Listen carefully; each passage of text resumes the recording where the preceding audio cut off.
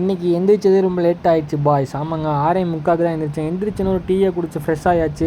அப்புறம் என்ன, வண்டி எடுத்து கிளம்புனா கேட்டுங்க. இதாங்க லேட்டாக எந்திரிக்கவே கூடாதுன்னு என்னென்னே திட்டிக்கிட்டேன். அப்புறம் நம்ம ஃபேவரட் பிளேஸுக்கு போய் உட்காந்துட்டேன். பார்த்தீங்கன்னா ஆர்டர் ஒன்றுமே இவ்வளோ ரொம்ப மனசுக்கு வருத்தமாக இருந்துச்சு. நம்ம லேட்டாக இருந்துச்சுனால தான் அப்படி ஆச்சான்னு சொல்லிட்டு அது ஒரு நெஞ்சு கரன்னு பரபரன்னு இருந்துச்சு. சரி என்ன பண்ணுறது, உங்கள்கிட்ட காமிக்க பாருங்க. நான் இன்னும் அந்த ஆர்டரே விழுவலை. இன்றைக்கி எதுவுமே சம்பாதிக்கலை. மணியே 7:24 ஆச்சு. நம்ம 7 மணிக்கு வீட்டிலேருந்து கிளம்புனோம். அரை மணி நேரமாக ஆர்டர் எவ்வளோ, என்ன பண்ணுறது ஒன்றுமே புரியல. ரொம்ப சோகமாக போயிட்டு இருந்துச்சு. சரி வண்டி எடுத்துகிட்டு அங்கே மூவ் பண்ணுன்னு சொல்லிட்டு அங்கே நவுந்தாச்சு. காலையில் சாஸ்திரி ரோட பாருங்களேன், திரைநகர் ரோட பெருசாக டிராஃபிக்கே இருக்காது. ஒரு 8 மணிக்கு தான் டிராஃபிக் வரும். நம்ம ஃபேவரட் பிளேஸ்னு ஒன்று இருக்குது. சரி அங்கே போய் உட்காந்து கொஞ்ச நேரம் வெயிட் பண்ணி பார்ப்போம் நடக்குதுன்னு சொல்லிட்டு அப்படியே வண்டியை பொறுமையாக ஓட்டிகிட்டு போயிட்டே இருந்தேன். அப்புறம் தான் தோணுச்சு, சரி சும்மா இருக்கிறது நம்ம எடிட் பண்ணலாமே அப்படின்னு சொல்லிட்டு கேப்கட்டில் போய் எடிட் தாங்க பண்ண ஆரம்பித்தேன். உடனே ஆர்டர் வந்துச்சு. எப்பாடா சந்தோஷம், ஆர்டர் விழுந்த மணி சந்தோஷம்னு சொல்லிட்டு போனால் திரைநகர் 5ஆவது கிளாஸில் வந்து பிக்கப்பு சத்திரத்தில் வந்து ட்ராப் பண்ண சொன்னாங்க. சரின்னு சொல்லிட்டு அவங்கள போய் பிக்கப் பண்ணிட்டு சத்திரத்தில் போய் ட்ராப் பண்ணிட்டேன். அவங்க ஒரு எக்ஸ்ட்ரா ஒரு 10 ரூபா டிப்ஸ் கொடுத்தாங்க. பார்த்திங்கன்னா 22 ரூபா கட்டுது. நமக்கு 22 ரூபா, அவங்களுக்கு கமிஷன் போக 8 ரூபா. இந்த டீட்டெயில்ஸ் எல்லாம் காட்டேன் பாருங்களேன். 3 கிலோமீட்டர் ஓட்டியிருக்கோம். 30 ரூபா கஸ்டமருக்கு இருக்குது, 3 ரூபா கவர்மெண்ட் டேக்ஸு, 5 ரூபா 4 ரூபா கமிஷன் சொல்லிட்டு எல்லா டீட்டெயில்ஸ்லேயே போட்டிருப்பாங்க. அது இல்லாமல் அந்த அக்கா வந்து ஒரு 10 ரூபா டிப்ஸ் கொடுத்துட்டு போனாங்க. ரொம்பவே சந்தோஷமாக இருந்துச்சு. ரைட்டரா அப்படின்னு சொல்லிட்டு அடுத்த ஆர்டர் எங்கே அப்படின்னு சொல்லி பார்த்தோம்னா வெயிட் பண்ணிகிட்டே இருந்தேன். எதுவும் உழுவலை. அப்புறம் ஒரு ஆர்டர் வந்துச்சு, ஸ்ரீரங்கத்தில் போய் பிக்கப் பண்ணணுன்னு சொல்லிட்டு. பாருங்களேன், செம்மையாக இருக்க பாருங்கள் லொக்கேஷன். இது மேலூர் போகிற ரூட்டு போல் இருக்குது. அப்படியே ரொம்ப நாள் ஆச்சு இந்த மாதிரி லொக்கேஷன்லாம் பார்த்து. 2 சைடும் தென்னை மரங்கள் செடிகள் அப்படி இருந்துச்சு. மேலூரில் போயிட்டு ஒரு காலேஜ் ஸ்டூடெண்ட் அவரை பிக்கப் பண்ணிட்டு ஸ்ரீரங்கத்தில் விடணும் போல இருக்குது. ஸ்ரீரங்கம் பஸ் ஸ்டாப்பில் விடுங்க அப்படின்னு சொல்லியிருந்தார். அவரை பிக்கப் பண்ண போயிட்டு இருந்தோம். பார்க்கவே ரொம்ப அழகாக இருந்துச்சுன்னு சரி சொல்லி வீடியோ எடுத்து போட்டாச்சு. அவர் லொக்கேஷன் கொஞ்சம் அப்படி தானே இருக்கும், தேடி பார்த்த மாதிரி இருக்கணும், கொஞ்சம் கொச்சிக்கமாக வந்துங்கன்னாரு. சரிண்ணே இதில் என்னென்ன இருக்குது, வண்டி போகிற மாதிரி இருந்தால் ஓகேன்னு சொல்லிட்டு வண்டி நிற்கிட்டு போய்கிட்டே இருந்துச்சு. அப்புறம் அவர் பிக்கப் பண்ணி ட்ராப் பண்ணியாச்சு. அதுக்கப்புறம் அவருக்கு எவ்வளோ பார்த்திங்கன்னா 23 ரூபா வந்துச்சு. மொத்தம் 29 ரூபா கமிஷன் போக நமக்கு 23 ரூபா 69 பைசா. அதை தான் காமிச்சாச்சு. அப்புறம் பார்ட் டைம் ஜாபுக்கு ஓவர்னு சொல்லிட்டு வந்தாச்சு. ஃபுல் டைம் ஜாபுக்கு பார்த்திங்கன்னா இதுக்கெல்லாம் காடி எடுத்துருக்கோம் ஃபுல்லாக. இன்றைக்கி உடச்ச வீடியோ நம்ம நேற்று வீடியோவில் போட்டுருப்போம் பாருங்கள். ஃபுல்லாக உடச்சி மட்டும் வச்சுருக்கோம். இதுக்கு பைப் போடணும், அதுதான் இன்றைக்கி வேலை. இன்றைக்கின்னு பார்த்திங்கன்னா நமக்கு சப்போர்ட் பண்ணுறதுக்கு ஆள் இல்லை. சரி என்ன பண்ணுறது அப்படின்னு சொல்லிட்டு சும்மா கிடையாது, வேஸ்ட் பண்ணக்கூடாதுன்னு சொல்லிட்டு நம்மளே அறுத்து போட்டுருவோம் பைப்பை அப்படின்னு சொல்லிட்டு கரை நடக்க ஆரம்பிச்சாச்சு பைப்பை. என்ன பண்ணுறது, வாழ்க்கை ரொம்ப கஷ்டமாக தான் போயிட்டுருக்கு. இஷ்டப்பட்டு சம்பாதிச்சாலும் வாழ்க்கை கஷ்டமாக தான் போகுது, கஷ்டப்பட்டு சம்பாதிச்சாலும் வாழ்க்கை கஷ்டமாக தான் போகுது. நம்ம வாழ்க்கை இன்றைக்காச்சும் ஒரு நாள் மாறும் அப்படின்னு சொல்லிட்டு நம்பிக்கையில் தான் ஓடிக்கிட்டு இருக்கு வண்டி. பொறுமையாக பார்ப்போம் நடக்குன்னு சொல்லிட்டு. பார்த்திங்கன்னா இங்கே வந்து ஒரு ஹாலு, ஒரு பாத்ரூமு, ஒரு கிச்சனு, ரொம்ப சின்ன சைஸ் வீடு. அதுக்கு பார்த்திங்கன்னா இங்கே ஏசி போர்டு வைக்கிறோம். அதாவது ஏசி அது 2 சாக்கெட் வைக்கிற சொல்லி கஸ்டமர் கேட்டார். கஸ்டமர் நம்ம க்ளோஸ் ஃப்ரெண்டு தான், அவரும் ரொம்ப கஷ்டப்படுறவர் தான். நமக்கு தெரிஞ்சவங்க எல்லாமே கஷ்டப்படவே இருந்தால் நம்ம என்ன தாங்க பண்ணுறது. யார் தானே இப்போ பெரிய ஆள், யார் தானே நல்லா சம்பாதிக்கிறா அப்படின்னு பார்த்திங்கன்னா நமக்கு தெரிஞ்சு நம்ம சர்க்கிளில் யாரும் இல்லை. நம்ம சர்க்கிளை விட்டு வெளியே இருக்கவங்க நல்லா சம்பாதிப்பாங்க உங்களுக்கு. அப்படி உங்களுக்கு யாராச்சும் சர்க்கிள் இருந்தால் கமெண்டில் ஒன்றுங்க, யாருன்னு தெரிஞ்சுக்குவோம். அப்புறம் ஒத்தாலாக கொண்டு வந்து நான் எந்த அளவுக்கு ஒரு முட்டாள்தனமாலாம் நான் டேப்பு கூட கொண்டு வர வளர்க்குற டேப்பு அதெல்லாம் கொஞ்சம் பார்த்து அளந்துட்டு கொஞ்சம் எக்ஸ்ட்ரா பீஸ்லாம் வந்துச்சு.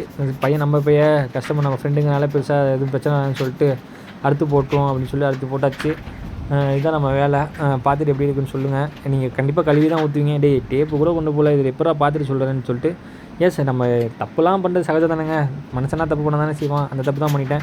வீட்டில் போய் எடுத்து வந்திருக்கலாம், பட் ஒரு சோம்பேறித்தனம். சரி பார்த்துக்கலான்னு சொல்லிட்டு நம்ம கண்ணிலே இது அளந்துடலாம். அந்த ஊனார் அளப்பார்ல அது மாதிரி 25.2 அப்படின்னு அளலான்னு பார்த்தேன். பட் அது செட் ஆகலை. வேஸ்டேஜ் விழுந்துச்சு. அதை அப்படி இப்படி மேனேஜ் பண்ணிட்டு அந்த வேஸ்டேஜில் வந்து கொஞ்சம் யூஸ் பண்ணுற மாதிரி என்ன பண்ணலான்னு ஐடியா பண்ணி அதுக்கு போட்டாச்சு. அதுக்கப்புறம் இது டிவி போர்டு, கீழே வந்து சாக்கெட் வச்சிடலாம், மேலே வந்து சுவிட்ச் வச்சுக்கலாம்னு சொல்லியிருந்தா. அப்படி அது அவர் தான் சொல்லியிருந்தார். நான் அப்படி கேட்டேன் வைக்கலாமான்னா ஓகே அப்படின்னு சொல்லிட்டாரு. சொல்லி வச்சாச்சு. ஒரு தனியால் வேலை பார்க்கும்போது தெரியுது ஹெல்ப்பரோட வேலை எந்த அளவுக்கு நமக்கு யூஸ்ஃபுல்லாக இருக்கும் அப்படின்னு சொல்லிட்டு. நம்ம ஹெல்ப்பர் இருக்கும்போது என்னடா வேலை பார்க்குற, சும்மா ஜாமான் தானே எடுத்து கொடுக்குற அப்படின்னு சொல்கிறோம். பட் ஹெல்ப்பர் இல்லாமல் ஒரு நாள் வேலை பார்க்குறோம்ல, அன்றைக்கே தெரியுது ஹெல்ப்பரோட வேல்யூ என்றைக்கு எவ்வளோ முக்கியம்னு சொல்லிட்டு. நம்ம ஹெல்ப்பராக போகும்போது அப்படி தான் இருந்துச்சு. சரி ரைட்டு, ஹெல்ப்பர் இல்லாமல் வேலை செய்கிறது உங்களுக்கு கஷ்டமாக தான் இருக்குது. என்ன இப்போ கூட பேசுறது இல்லைங்க. ஒரு ஏனியில் ஏறும்போது இறங்கும்போது சுற்றில் அடித்து கீழே விழும்போது பிளேடு கீழே விழும்போது அது என்னடா இது வேலை பார்க்கணுமாடாங்கிற அளவுக்கு ஒரு காண்டாகுது. உங்களுக்கும் அப்போல்லாம் காண்டாக இருந்தால் சொல்லுங்கள். எலக்ட்ரிஷியன் பார்க்குற நண்பர்கள், எலக்ட்ரிஷியன் மட்டும் இல்லை, பெயிண்ட்ரு, கொத்தனார் யாராக இருந்தாலும் ஒரு ஹெல்ப்பருக்கான வேல்யூ என்னான்ட்டு ஹெல்ப்பர் இல்லாத போது தான் தெரிஞ்சு. எனக்கு இப்போ புரிஞ்சிச்சு ஹெல்ப்பரோட வேலை. அடுத்த தடவை ஹெல்ப்பர் இருக்கும்போது கொஞ்சம் பார்த்து, நானே ஒரு ஹெல்ப்பர் தான் ஆக்சுவலி. நம்மள்ட்ட ஒரு ஹெல்ப்பராக வரல, அவர்கிட்ட கொஞ்சம் பார்த்து ட்ரீட் பண்ண சொல்லி கற்றுக்கிட்டாச்சு. அப்புறம் டிவி போர்டு ரெடி பண்ணியாச்சு. என்ன இப்போ ஏணியில் ஏறி அடுத்து கொஞ்சம் ஆணி அடித்து வேலை பார்க்கணும். அது பார்க்கும்போது தான் கொஞ்சம் கஷ்டமாக இருக்கும். பட் இது ஓகே, டன். பார்த்திங்கன்னா ஏணி வந்தாச்சு. இதில் தாங்க கொஞ்சம் டென்ஷன் ஆச்சு. மேலே ஏறி பைப் போடும்போது நான் வீடியோ எடுக்கலை, மறந்துட்டேன். அப்போ தான் மேலே ஏறினா ஆணி விழுவுது, சுற்றியல் விழுவுது, பைப் விழுவுது. ரைட்டு, இன்னைய நாள் அமையட்டும் அப்படின்னு சொல்லிட்டு நம்ம காலையில் எழுந்திரிச்சது லேட்டு. அதுலேருந்து எல்லாமே லேட்டு தான். சத்யராஜ் சொல்லுவார்ல, காலைல ஒரு 5 நிமிஷம் முன்னாடி இருந்துச்சா போதும், அறக்க பறக்க பல்லு விளக்க தேவையில்லை அப்படின்னு சொல்லிட்டு அந்த ஞாபகம்லாம் வந்துச்சு. என்னமோ வாழ்க்கை எதை நோக்கி போகுதுன்னு தெரியலங்க. எதுக்காக பிறந்தோம், எதுக்கு வளர்கிறோம், எதுக்கு வேலை பார்க்குறோம், என்னமோ ரைட்டு, ஏனோ பிறந்துட்டோம், எதுக்கோ வளரும், ஏனோ வாழ்கிறோம் அப்படின்னு சொல்லிட்டு வாழ்ந்துட்டு ஒரு பாட்டை போட்டு, நமக்கு தனிமையில் இருக்கும்போது ஒன்று இனிமையானதுன்னா அது பாட்டு தான். அந்த பாட்டை போட்டு வேலை பார்த்தாலும் பெருசாக கஷ்டம் தெரில. அப்புறமேட்டு சார் பைப்லாம் போட்டு முடிச்சாச்சு. அதாவது ஒரு ஹாலே கிச்சனு பெட்ரூம் ஒரு பாத்ரூம் தான். அதுக்கே நான் இவ்வளோ இருக்கிறேன்னா பார்த்துக்கோங்களேன். என்னங்க பண்ணுறது, நமக்கு வேலை செய்யும்போது உண்மையிலுமே டைம் போடவே தெரிலங்க. இந்த ஸ்கூலில் இருக்கும்போது டைம் போகுதுன்னு நினைப்போம். அந்த பிடி பீரியட் எப்படி போகும் பார்த்தீங்கன்னா, சர்க்குன்னு போயிடும். அதே மாதிரி நைட்டு கண்ணை மூடிட்டு தூங்கிட்டு ஏன்னா அதுங்காட்டியும் விடிஞ்சிருச்சா அப்படின்னு சொல்லி ஃபீல் பண்ணுவோம்ல. அது மாதிரி தான் இந்த வேலை பார்க்கும்போது, ஏன்னா இப்போ தான் வேலை பார்த்தா அதுங்காட்டி மணி 12 ஆயிடுச்சு, அதுங்காட்டி மணி 1 ஆயிடுச்சு, அந்த மாதிரி தோணும். நம்மளையே அறியாமல் வேலை பார்க்கும்போது இந்த வீடியோ முடிஞ்சிருச்சு. அதாவது வேலை பார்க்குற வீடியோ. அடுத்து மதியத்துக்கு மேலே சாப்பிட்டுலாம் கிஃப்ட்லாம் வந்தாச்சு. வந்துட்டு இங்கே பார்த்தீங்கன்னா லாஃப்ட்டில் ஏறி உடைக்கணும். அப்போதைக்கு ஒரு சின்ன பையன் தான், டேய் தம்பி வாடா அப்படின்னு சொல்லிட்டு அவனை கூப்பிட்டு வந்துட்டேன். நம்ம அட்டியில் ஒருத்தன் தான் பெரிய கை அவன். பார்த்தீங்கன்னா ஃபைனலாக எல்லாத்தையும் போட்டு முடிச்சாச்சு. இங்கே எல்லா பைப்பும் முடிச்சாச்சு, இங்கேயும் முடிச்சாச்சு, பாத்ரூம்லேயும் பைப் போட்டாச்சு. அதெல்லாம் நம்ம வீடியோ எடுக்க முடியல, இன்னொரு நாள் எடுத்து போடுவோம் அப்படின்னு சொல்லிட்டு பார்த்துக்கோங்க. இங்கே பார்த்தீங்கன்னா டிபி பாக்ஸ் மேலே மட்டும் போடல. அப்புறம் வேண்டி டயர்ட் ஆகிடுச்சு, உடம்பு ஆகிடுச்சு. வீட்டுக்கு வந்து ஈவினிங் ரெஸ்ட் எடுத்துகிட்டு சரி மனசை கொஞ்சம் ரிலாக்ஸ் பண்ணுவோன்னு சொல்லிட்டு கேரம் விளையாட போயிட்டோம். எஸ், நம்ம இருக்க பிரச்சனைக்கு ரிலாக்ஸ்லாம் ஒன்றும் முக்கியம் தேவையில்ல தான். பட் என்னங்க பண்ணுறது, லைட்டாக முதுகு வலிக்குது. அவங்க பார்த்திங்கன்னா நம்ம ஃபேன்னால ஒரு அழகான செல்லப்பிள்ளை அப்படின்னு சொல்லலாம். கோகுல் மாமா ஆசையாக இருப்பாங்க. அவங்களுக்கு ஒரு வணக்கத்தை போட்டுட்டு அப்புறம் கேரம் போர்டை ஸ்டார்ட் பண்ணியாச்சு. அன்போடு நம்ம விளையாட ஆரம்பிச்சாச்சு. அன்புக்கு நமக்கு தான் போட்டியே. அன்பு நம்ம டீம் வரமாட்டேன்னு அடம்பிடிப்பான். அவனுக்கு நம்ம தான் ஆப்போனட்டு.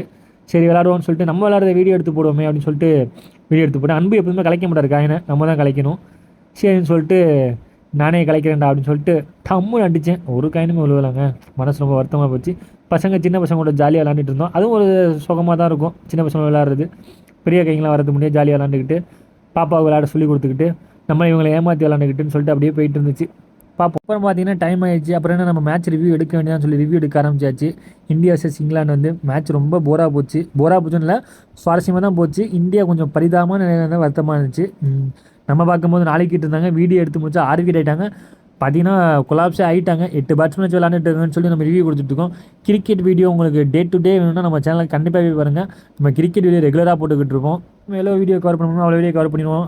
லெஜெண்ட்ஸ் மேட்சாக இருக்கட்டும், இந்தியா மேட்ச்னா மோஸ்ட்லி கவர் பண்ணிடுவோம். அப்படி ஒரு முக்கியமான மேட்ச், ஒரு சுவாரஸ்யமான மேட்ச் ஏதாச்சும் இருந்துச்சுன்னா கண்டிப்பாக அதையும் கவர் பண்ணுவோம். கிரிக்கெட் பற்றி உங்களுக்கு வீடியோ வேணும்னா நம்ம சேனலை கண்டிப்பாக பாருங்கள். நம்மளுக்கு சப்போர்ட் பண்ணுங்கள், சப்ஸ்கிரைப் பண்ணுங்கள். அதை மட்டும் பண்ண மாட்டீங்க. அது கொஞ்சம் சப்ஸ்கிரைப் பண்ணிங்கன்னா கொஞ்சம் மனசு நல்லாயிருக்கும். லைக் பண்ணி நல்லாயிருக்கும். ஷேர் பண்ணிங்கன்னா ரொம்ப ரொம்ப சந்தோஷமாக இருக்கும். நான் வேலைக்கு போகிறேனோ இல்லையா, வீடியோ இருக்கிறது தான் வேலைக்கு போகிறேன்னு சொல்லலாம். பார்ப்போம், பொறுத்து நல்லது நடக்குமான்ட்டு. நல்லா முடிஞ்சதுனால குட் நைட், பாய், தேங்க்யூ.